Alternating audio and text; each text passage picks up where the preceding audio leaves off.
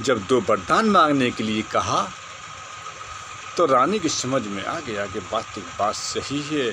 उस बात को मानते हुए और उड़ाने के लिए जा देख लूँगी मैं, और सोचने लगी कि कई एक चीज़ विशेष बात और बता रहा हूँ कि कई बहुत बड़ी ज्योतिष की पारंगत भी थी, बहुत बड़ी पारंगत थी। उन्होंने कहा कि कहीं ये मुहूर्त गलत तो नहीं है कि राज तिलक होते जाते समय ये अड़चन क्यों आ रही है। ये इसके मंत्रा ने मुझसे इस तरह की बात क्यों कही। राम के प्रति इतना तो नहीं बोलती थी, लक्ष्मण के प्रति बोलती थी, तो राम के प्रति इसके मन में दुष्भाव क्यों आया इस तरह का, कहीं कुछ न कुछ गड़बड़ है। तो उन्होंने ज्योतिष को देखा तो बोला इस मुहूर्त में जो भगवान का राम का मेरे बेटे का तिलक करने जा रहे हैं वो राज गद्दी पर नहीं बैठ पाएगा, 12 वर्ष तक गद्दी पर नहीं बैठ सकता है वो, और हमेशा कष्ट जो जिसका राज तिलक होगा वो कष्ट ही झेलेगा। तो मैं नहीं चाहती हूँ मेरे बेटे का कष्ट हो, उस कष्ट के लिए मुझे कितना कष्ट हो जाए मैं झेल लूँगी, परंतु राम को अपने प्यारे बेटे को कष्ट नहीं झेलने दूंगी मैं। इस तरह से केकई ने मन में सोच लिया और बोली कि इस तरह को क्रिया को कैसे मानूं। तो उन्होंने भी यहाँ पर एक त्रिया चरित्र रचा है। केकई ने लोग केकई को बहुत गलत मानते हैं, पर मैं केकई को बहुत महान नारी के रूप में मानता हूँ। केकई जैसी महान नारी न हुई है, नहीं होगी। सारा द्वेष अपने ऊपर, अपने कुल की, मातृ कुल की नहीं, अपने पति कुल की इज्जत को बचाने के लिए पूरे विश्व का सारा कलंक उसने ऊपर ले लिया। अपने बेटे की गालियाँ तक खाई, सब कुछ ले लिया। यहाँ तक हो गया कि आज कोई भी बेटा, पत्नी, कोई माँ और पिता अपनी बेटी का नाम केकई नहीं रखता है। ये तक कलंक ले लिया। इससे ज़्यादा नारी और कौन होगी जो अपने कुल की वचन राज रखने के लिए आई हो। और उसने जा कर के अपने वस्त्रों को ताड़ा, बालों को बखेरा और कोप भवन में जाकर के लेट जाती है। और राजा दशरथ तो अपने राम की तिलक की तैयारियों में लगे हुए हैं, होश ही नहीं कहाँ क्या हो रहा।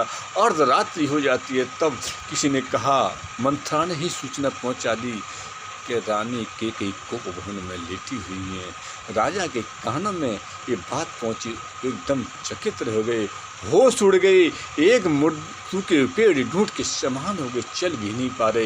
हिम्मत धारण करके केकई के भवन में आते हैं और देखते हैं तो केकई पृथ्वी पर पड़ी हुई है। कोप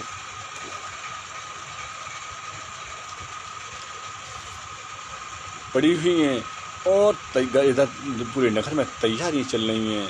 जब राजा ने सुना और देखते हैं, जैसे ही कोप बभन सुन सकचे हो राहु, भयवत अगहुण परहिन पाऊ।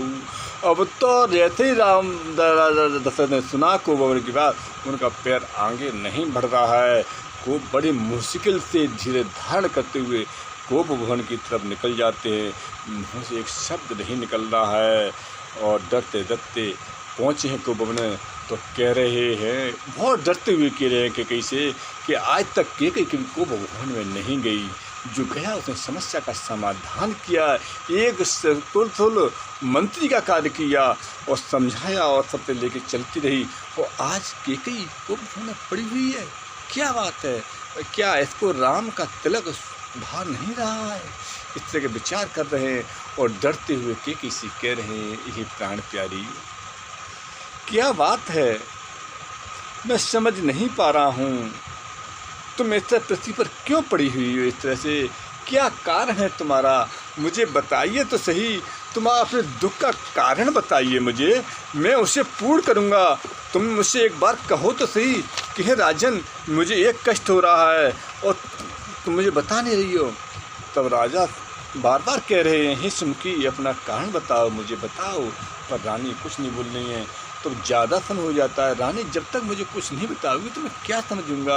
इधर राम के तिलक की तैयारी हो रही है, सुबह होने वाला, अर्धरात्रि बीत चुकी है, आप इस तरह से पड़ी हो, आपको खुशी होनी चाहिए और आया तुम्हें स्वागत करना चाहिए, आप कोप भवन में पड़ी हो, ये मुझे नहीं दिख रहा है। और ऐसे आप नहीं बोल पाओगे तो मैं नहीं बोल पाऊँगा, मैं अभी शरीर छोड़ सकता हूँ।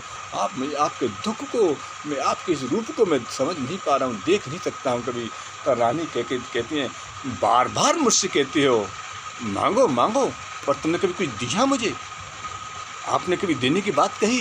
बोले क्या मांगा आपने, मैंने क्या कहा, आपने मुझे 2 वरदान देने के लिए कहा था, आपने वरदान दिए मुझे, नहीं दिए, क्यों नहीं दिए। आज मैं मांगना चाहती हूँ। तो मांगो, कौन मना कर रहा है तुमसे? पर इस तरह से मांगने का क्या कारण है? आप वरदान मांगे, जब मांगो तब दूंगा। मैं तो तभी कह रहा था, जब आपने मेरे प्राणों की रक्षा किए 2 बार, तभी मैं आपको वरदान दे रही थी। आप वरदान मांगिए।